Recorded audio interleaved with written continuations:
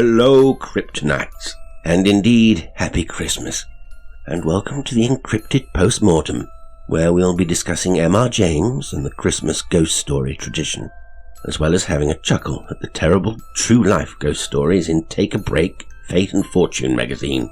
So, step inside out of the cold. You'll be pleased to know my fur has been trimmed, my turkey well and truly basted. So come all ye faithful, and roast your chestnuts around my open fire.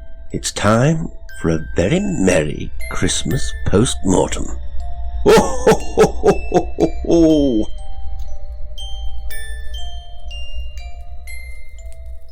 Well, blimey, it looks like we've made it again, doesn't it? It's Christmas Eve. Hopefully you've had a chance to enjoy the story, Oh Whistle and I'll Come to You, My Lad. If you've skipped it and come straight here, get out! I'm joking. Everyone's welcome tonight. It's supposed to be a Christmas party after all. So I've got Sherry, Brandy, Tia, Maria. These are just the old ladies from next door, by the way. No, seriously, I want to start by thanking everyone who has been so warm and kind with their comments and their support for EnCrypted this year since I came back from my little time away. It wouldn't be worth putting all the effort into the stories if it wasn't for you listeners, and I've said it before and I'll say it again. I may not have the quantity of subscribers that other channels have, but by God, I've got a much better quality. None of that riff-raff in here, is there? And that counts for a lot. Anyway, it's Christmas, and I thought, what should we do? Mince pies, mulled wine, stories round the fire, carols at the spinet. Hello, Carol. Hello. My Yule log is now fully ablaze. So, Oh Whistle and I'll Come to You is the very definition of an old chestnut, isn't it, when it comes to Christmas ghost stories? It was originally read aloud on Christmas Eve by the author, M.R. James, to an audience of the Chit Chat Society, Cambridge University. And this was actually a tradition that Monty had started in 1893 when he read the story that would become Canon Alberich's scrapbook. And so by 1903, the M.R. James ghost story had become a bit of a Christmas fixture. And an Olive Richmond, I don't know how to say that name, must have been a student at the time, wrote an account of what it was like to be in the audience for these ghost stories. It says, following dinner, the group would move to James's personal quarters, and then Monty disappeared into his bedroom. We sat and waited in the candlelight until Monty emerged from the bedroom, manuscript in hand at last, and blew out all the candles but one, by which he seated himself. He then began to read, with more confidence than anyone else could have mustered, his well-nigh illegible script in the dim light. So Whistle and I'll Come to You was published as one of the stories in James's first collection, Ghost Stories of an Antiquary, which came out the following year. Now, there's actually a very good documentary presented by Mark Gatiss, which goes into all this, and I think you probably, a lot of you will know a fair bit about Monty's life and times, so I don't want to go too much into all that here. But M.R. was friends with James McBride, a former student whom he had met in 1893 at King's College, Cambridge, at the time when he was dean. And McBride was also in the audience for those first ghost story readings, and I think encouraged M.R. James to collect them and publish them as a book, for which he would do 8 illustrations, because he was a talented artist. And in fact, the illustration for Oh Whistle and I'll Come to You is a very famous illustration, showing an old man, interestingly, rather than the young man described in the story, cowering in the corner of the bedroom with the creature swathed in bedclothes sort of looming over him. And it's a fantastic image. If I think to, I'll pop it on the screen if you're watching this on video. Anyway, in the end, and rather sadly, because they were close friends, McBride died the following year, and it sort of spurred M.R. James to go on and ensure that the book was published, more as a tribute to McBride than anything. And as it happened, there were only 4 illustrations in the eventual book because McBride had died before the work was completed. While I was researching this, I found this letter from May 1904, which McBride had written to M.R. James, and it says, I don't think I have ever done anything I have liked better than illustrating your stories. I have finished The Whistle Ghost. I covered yards of paper to put in the moon shadows correctly, and it is certainly the best thing I have ever drawn. And as I said, McBride died only a month later from complications following an appendix operation. And James wrote, by way of tribute, those who knew the artist will understand how much I wish to give a permanent form even to a fragment of his work. Others will appreciate the fact that here a remembrance is made of one in whom many friendships centred. So, rather sad and of course touching, M.R. James remained friends with McBride's wife and became the legal guardian of his daughter, and he also arranged for the posthumous publication of a children's book that McBride had written called The Story of a Troll Hunt. And in the introduction to that he wrote, the intercourse of 11 years, of late minutely recalled, has left no single act or word of his which I could choose to forget. So, as I say, unlike a number of the authors we've covered here, there's an awful lot of biographical information about M.R. James. His life was very well documented, although actually mainly for achievements other than his writing. But that being said, his ghost stories have been analysed and critiqued and picked apart, and researching this took me down a few rabbit holes in which, and we've touched on this before, the subject of M.R. James's supposedly repressed homosexuality is raised as a subtext of this story, which is sort of compelling, given the main horror of the story is in the form of this dishevelled bed that hasn't been slept in. But I don't want to dwell on that too much because I think there are other interesting things to say and think about. One of those things, of course, is the whistle and the puzzle of its inscriptions, which again you can find plenty of discussion around if you want to Google it. The consensus seems to be that Parkin's Latin translation is correct. Who is it that comes is a reference to the book of Isaiah, and that the other inscription, I think I read there was meant to be in the text there was supposed to be a visual indicator to point the reader in the right direction, but it's supposedly meant to be read as fer flabis, fer flebis. Apologies if I've not said that correctly. Which translates as, O Fieth, you will blow it, O Fieth, you will weep. And that makes perfect sense in the context of the story. I think it's worth keeping in mind the original audience for this tale, who would have presumably enjoyed the intellectual challenge of these little puzzles that James has included. The other one, of course, is the title, which comes from Rabbie Burns' poem, and the location of the story, Burnstow, brings in the name of the poet Burns, with Felixstowe, which is the real-life inspiration for the location. So yes, there are little puzzles here, and I think for those readers outside of that milieu, they add to the mystery. But I think the best of James's stuff is left deliberately opaque. I don't think, for example, we would agree or could agree what the purpose of the buried whistle even is. When he blows it, he summons an avenging guardian who will relentlessly pursue the Fieth. But on the other hand, the whistle almost seems to dare the finder to blow it, to will him to do it, and therefore release the dormant spirit. I don't think we can even be sure where it comes from. It's unearthed at the site of the Templars' preceptory. But is it a more ancient thing than that? Was the inscription put onto it by the Templars, and then who had it buried because they knew of its power and were trying to hide it from the world? Like I say, I think all this is left open, and in this case, not infuriatingly so, because it all adds to the mystery. And I think the whistle is essentially a MacGuffin that allows James to present this cautionary tale, a warning to the curious, from someone who was himself an antiquarian. Be careful when you go raking up the past. And again, you have to wonder if this story had a satirical aspect for its original audience, because it introduces this academic character of Parkins, who is a professor of ontography, and I had to look this up. I think it was something James made up, or at least it was a very nascent academic field at that time, concerning the nature of reality. And I think that would give Parkins a sort of materialist worldview.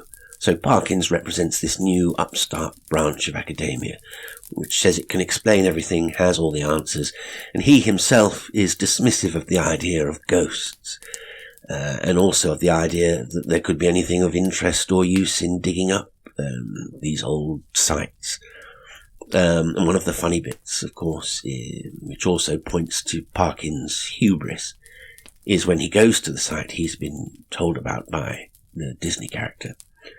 He finds the whistle, and he's a bit smug about it because of how easy it was, suggesting that archaeology is a bit of a doddle, and not something for serious-minded people to involve themselves with. So all that stuff, this character sketching of Parkins, is rather wonderful, isn't it? And a glimpse into the sort of world that James himself inhabited. But of course what happens next, as it always does, is that Parkins has to be punished because he's found and blown this whistle, but punished also because he fails to translate the inscription or to pay heed to its warning. And punished also, I think, and this may have been James's intention, for his conceitedness and his closed-mindedness. Standing in contrast, we have this character of the Colonel, who's a bluff old soldier, but is also more warmly human.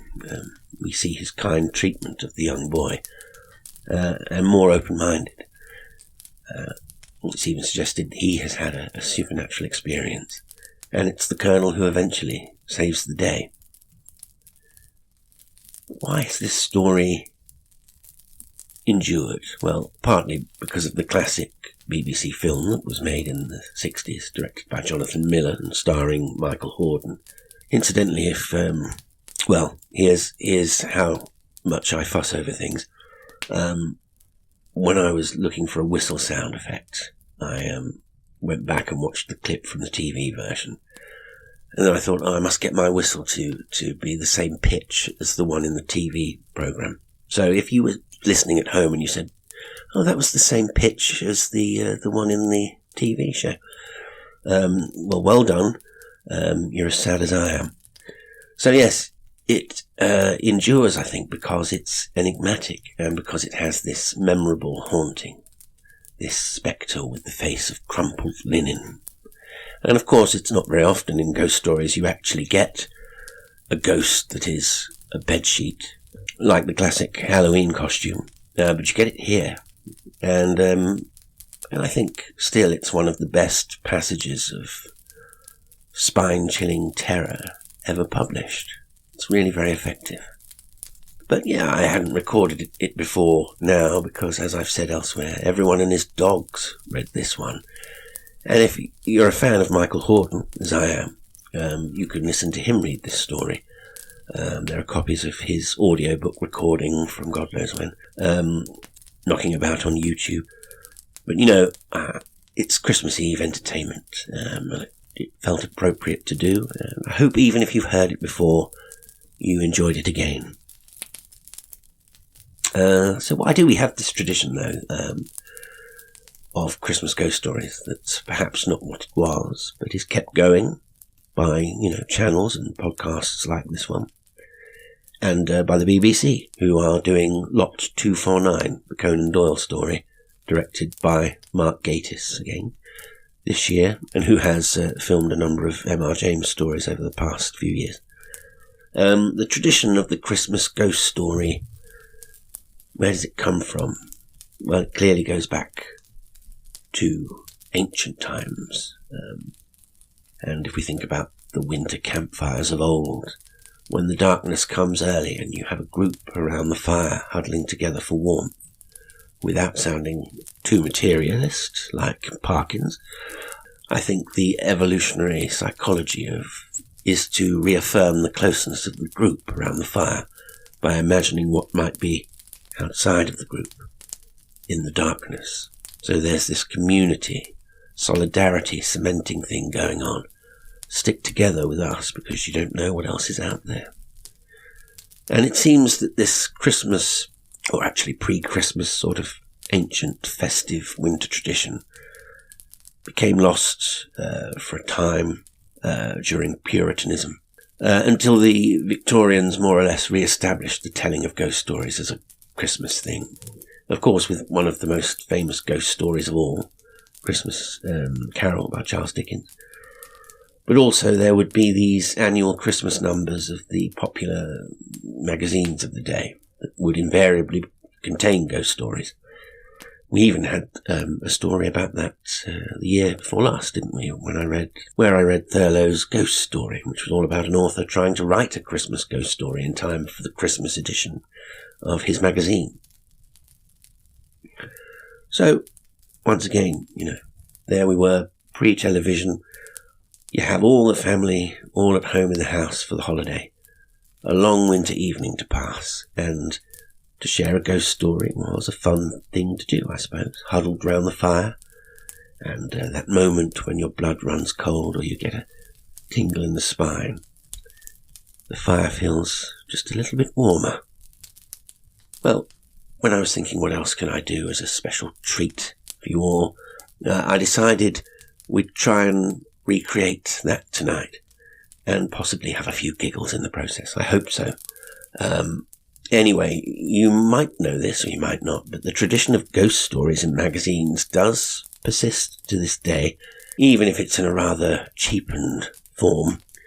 And you possibly have your own local equivalents of this in America and Australia and where I know some of you are listening from.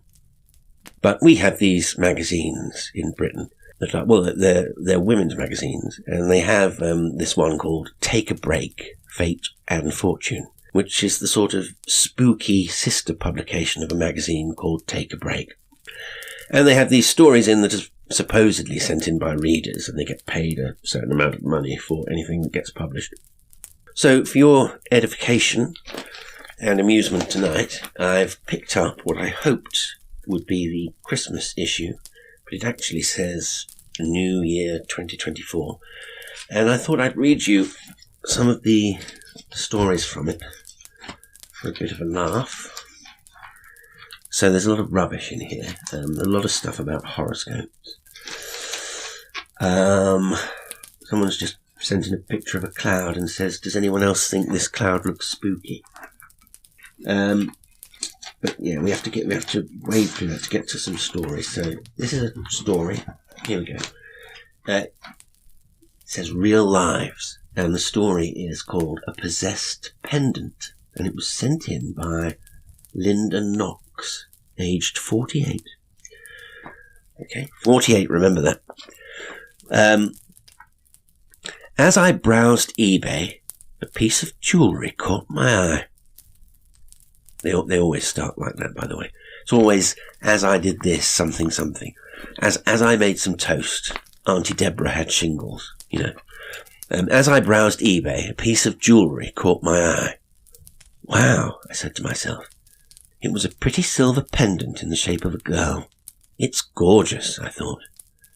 There's a picture of it. It's not gorgeous. I had to have it. I put in a bid for it, and eventually won it. When it arrived, I was thrilled. It was even prettier than in the photos. Every day I wore my new pendant, and every night I carefully laid it on my dresser to make sure the chain wouldn't get tangled. One night, however, as I lay in bed, I heard what sounded like little girls singing, "We wish you a Merry Christmas." Oh, blimey, here we go. As I sat up and looked over the end of the bed, there was no one there. "Anthony, wake up," I said to my husband. What is it?" he said. "Did you hear that? That singing?" "No, you're probably just hearing things," he said, before he rolled over. Typical gaslighting behaviour from the man there. Keep your eye on him, Linda. I was spooked, but I rushed it off and forgot about it. A few weeks later, I was cleaning my room. when I accidentally knocked a red velvet ring box off my dresser. I bent down and picked up the ring, but the box was nowhere to be seen. I started frantically looking for it on the floor and under the dresser, but there was no sign of it. I widened my search. I mean, realistically, how wide? I eventually called Anthony for help. Good luck getting anything from that useless sod. It can't have gone far, I told him. I just knocked it off the dresser.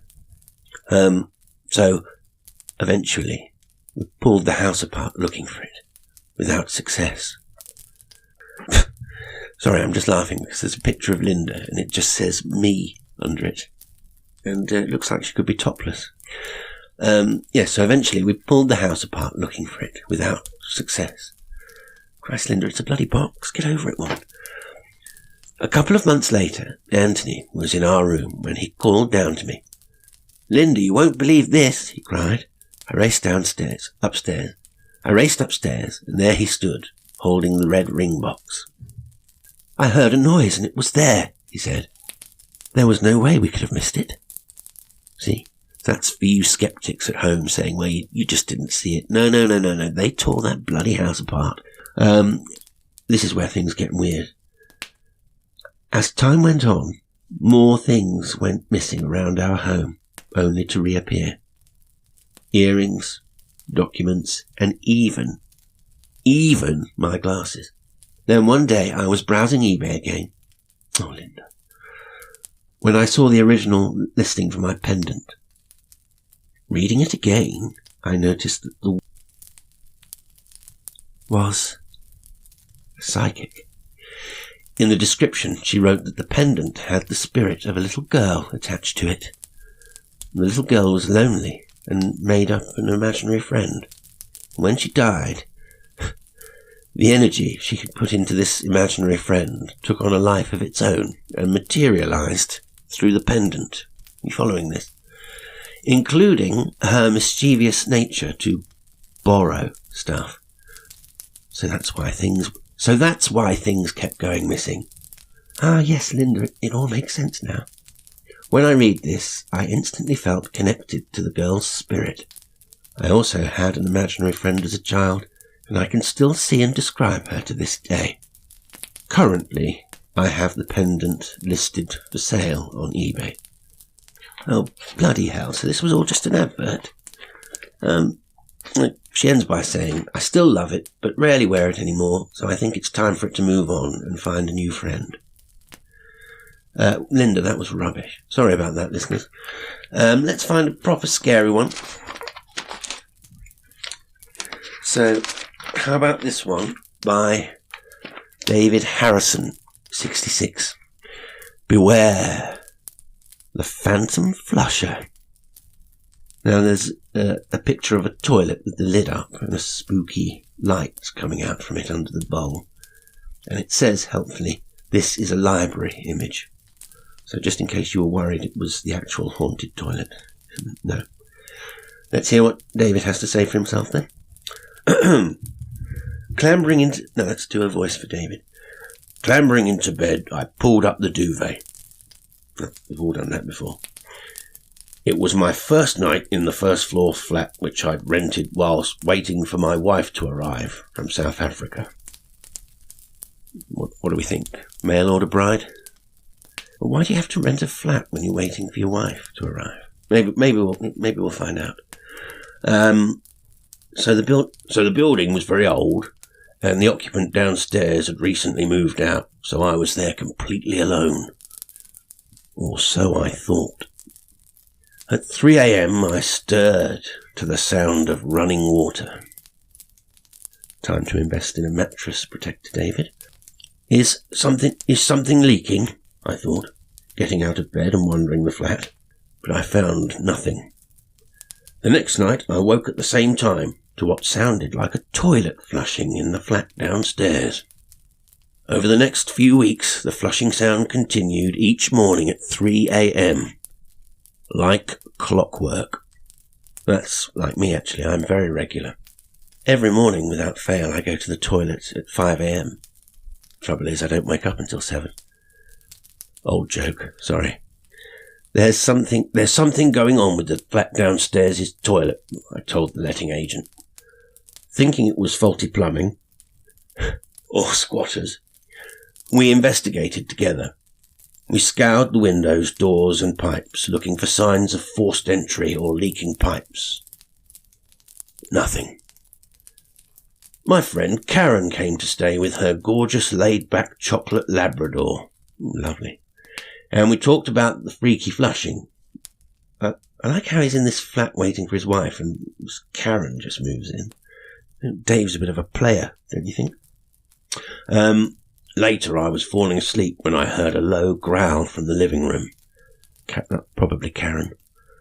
Oh, no, where the dog was sleeping. So where's Karen sleeping? This gets more suspicious by the minute. The growling got louder and I heard paws scratching across the floor and a thud as she started rushing around. Suddenly I heard a thud as she began racing around the living room, like she was chasing something. It was totally out of character, because she was normally laid back, you see. Something's clearly upsetting her, I thought. Karen spent a good 20 minutes calming her down. Then at 3 a.m, she burst into my room. "I can hear the flushing," she said. I'd become so used to it, I had barely stirred. The next morning I woke to an unpleasant smell. "She's never done that before. I'm so sorry," said Karen, blaming the dog. Said Karen, as she got to work clearing up the little accident the dog had left on the floor. "Something must have spooked her," I said. And she wasn't the only one.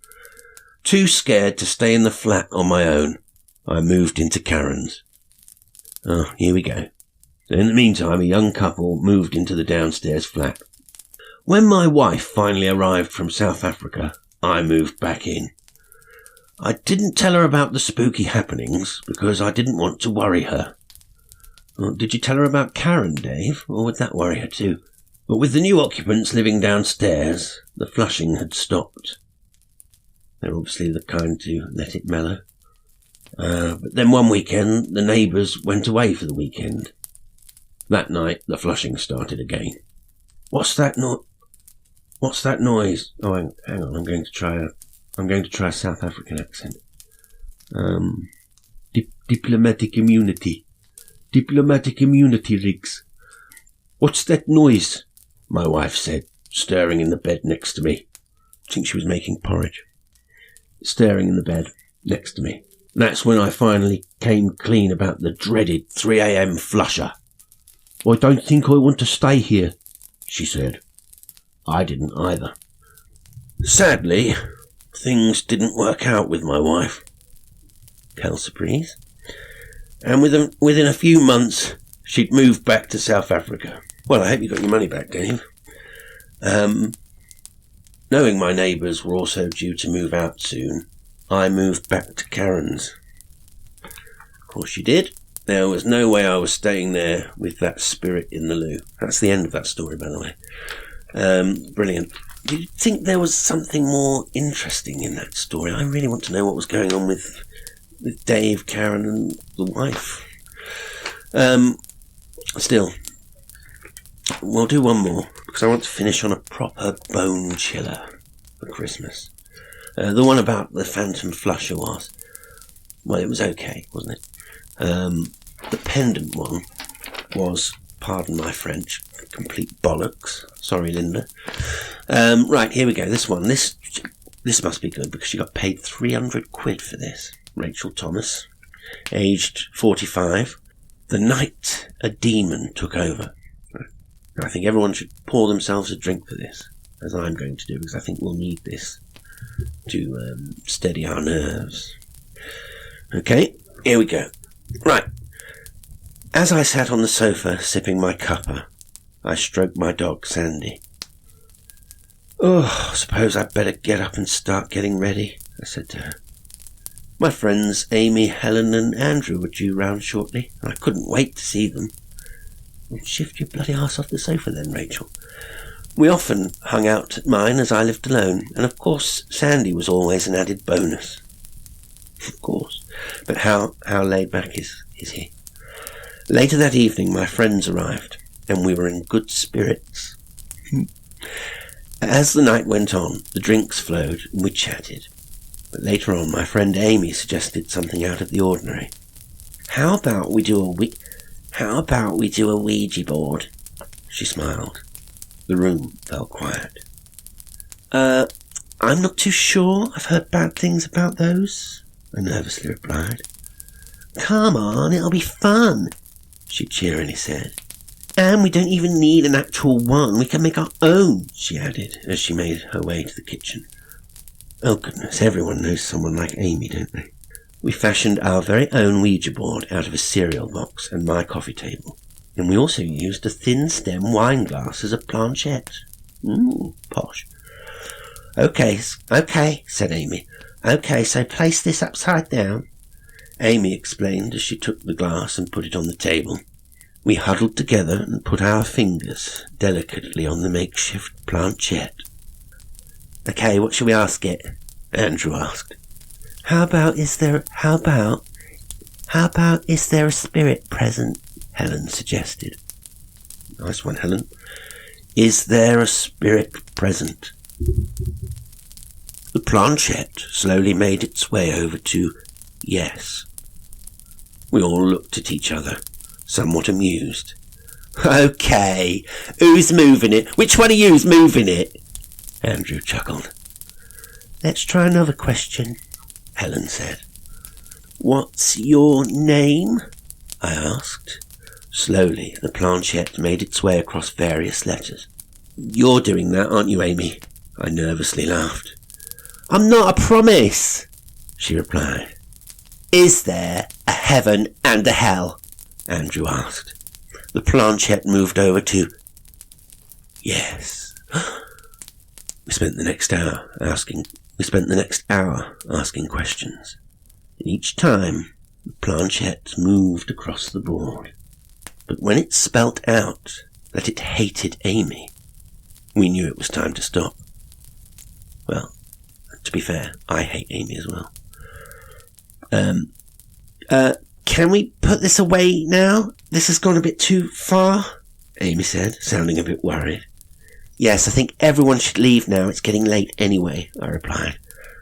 Once they'd all left, I locked the door, put the cereal box and the wine glass in the bin, and finished tidying up.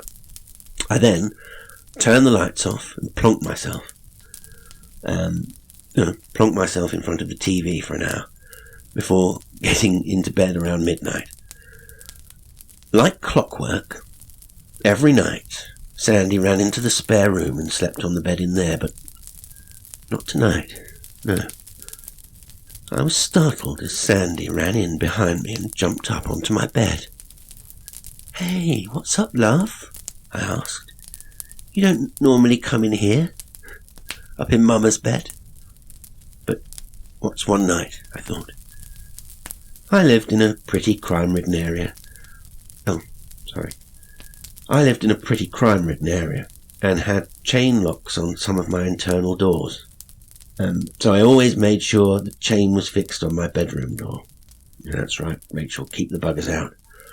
I locked my door and got into bed, with Sandy at the foot of the bed. I also shared my room with my goldfish, Fred, who lived in a large tank on top of my chest of drawers. I always found it relaxing to watch him as I fell asleep. But did he find it relaxing? I don't know.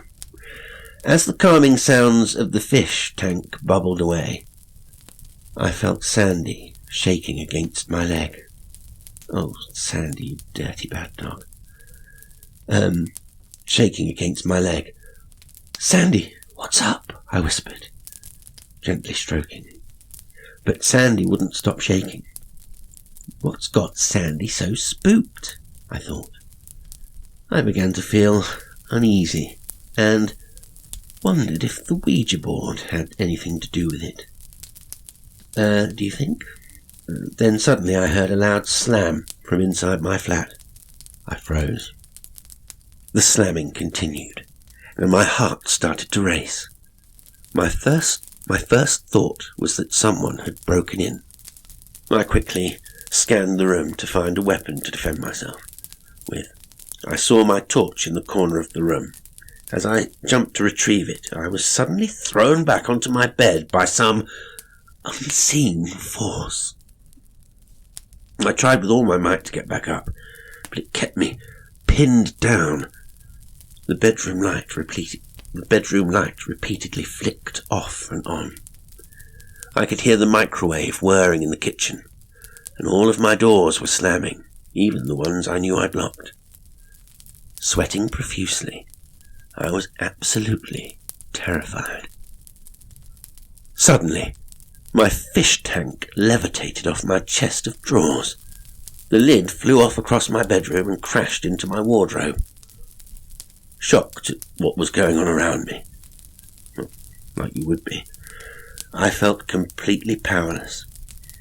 But then, out of nowhere, a large, black, shadowy figure appeared above me.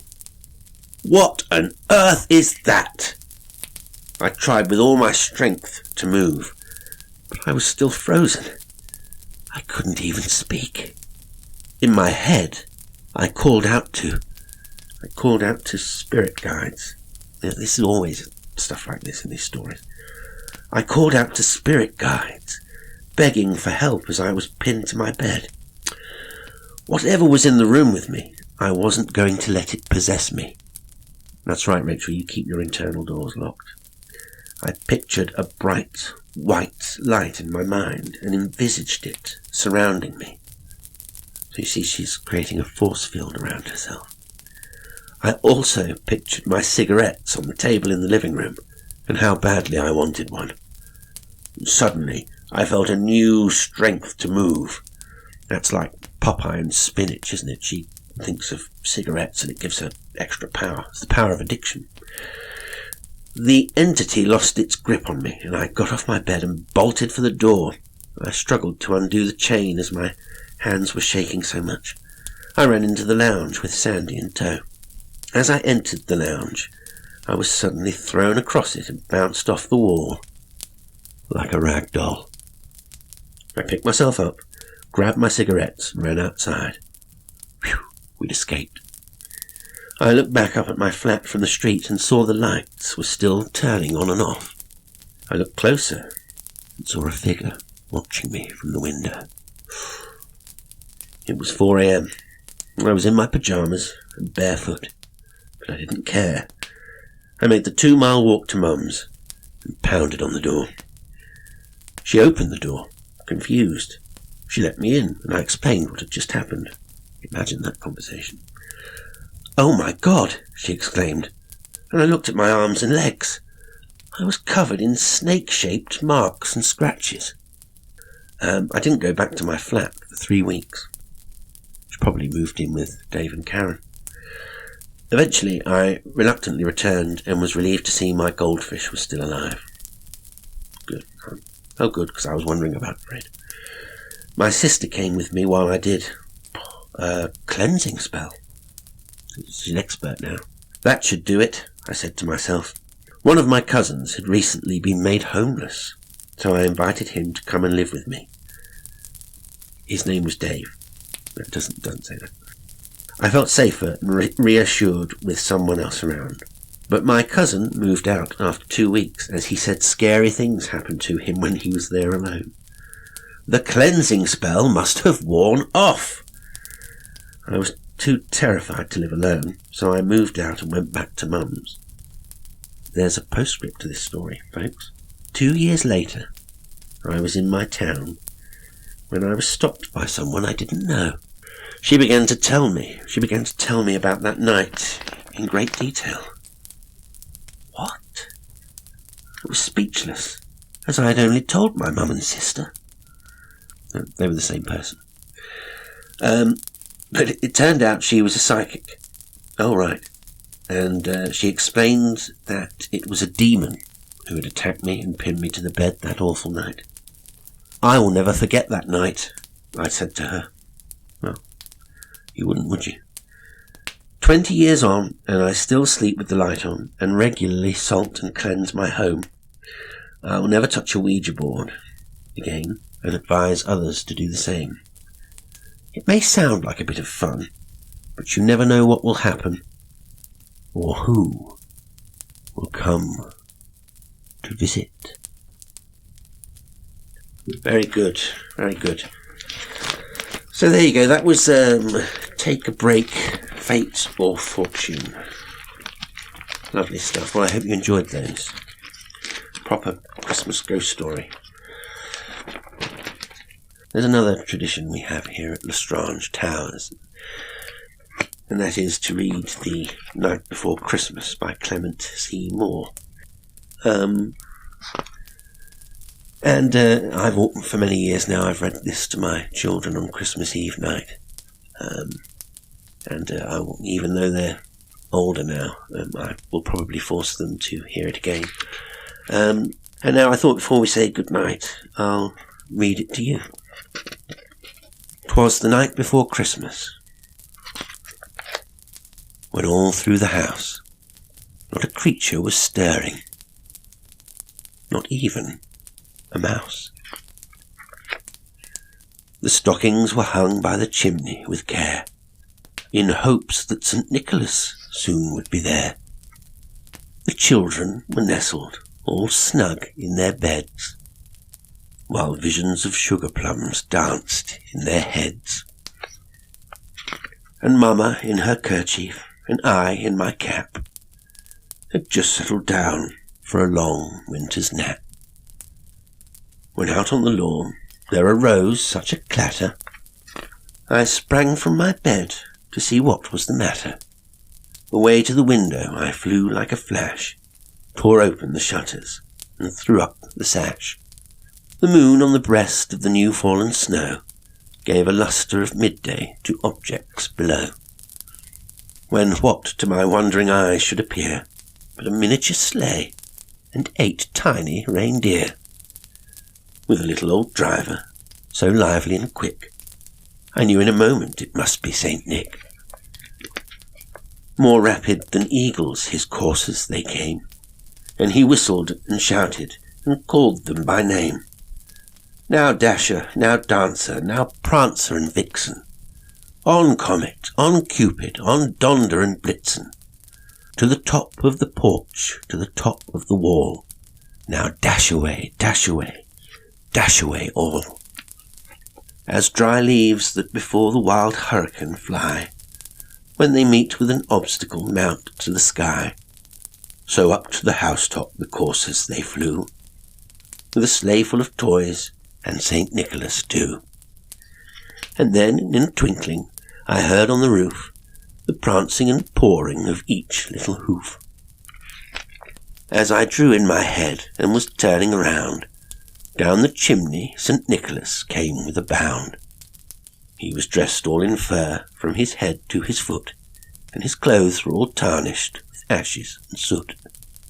A bundle of toys he had flung on his back, and he looked like a peddler just opening his pack. His eyes, how they twinkled, his dimples, how merry, his cheeks were like roses, his nose like a cherry.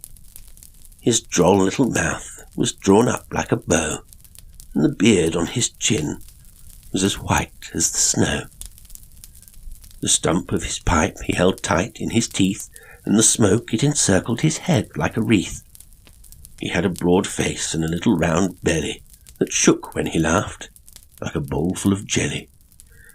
He was chubby and plump, a right jolly old elf, and I laughed when I saw him, in spite of myself. A wink of his eye and a twist of his head soon gave me to know I had nothing to dread. He spoke not a word, but went straight to his work, and filled all the stockings, then turned with a jerk, and, laying his finger aside of his nose, and giving a nod, up the chimney he rose. He sprang to his sleigh, to his team gave a whistle, and away they all flew, like the down of a thistle. But I heard him exclaim, as he drove out of sight. Happy Christmas to all, and to all a good night.